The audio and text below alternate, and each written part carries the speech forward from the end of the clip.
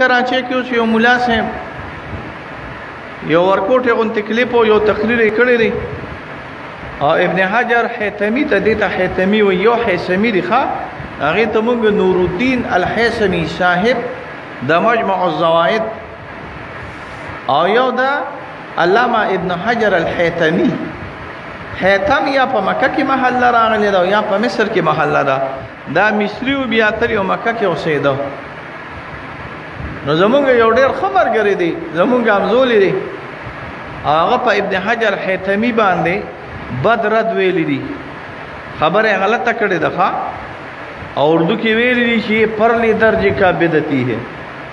ابن حجر پرلی درجه والا بدعتي دی حال دا دی دونه نه پیږي چې ابن حجر زمونږ د بخاری په سند کې دی ابن حجر زمونږ د ترمذی په سند کې دی ابن حجر زمونږ د مسلم په سند کې دی ابن حجر زمونږ د اکابرین دیوبند سونه سندونه چیرې د حدیث او شارفی الدین صاحب ته رسیدلی دی او شاه عبدالعزیز صاحب ته رسیدلی دی هغه کې دا ابن حجر حیثمي پکې دی ابن حجر اسقلانی پکې دی ابن حجر حیثمي پکې راغلی دا زمونږ استادانو کې نه راغلی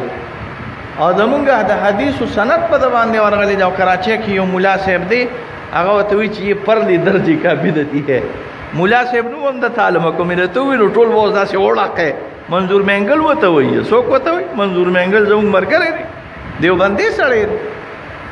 خو دې سړی باندې الفاظ غلط استعمال کړي دي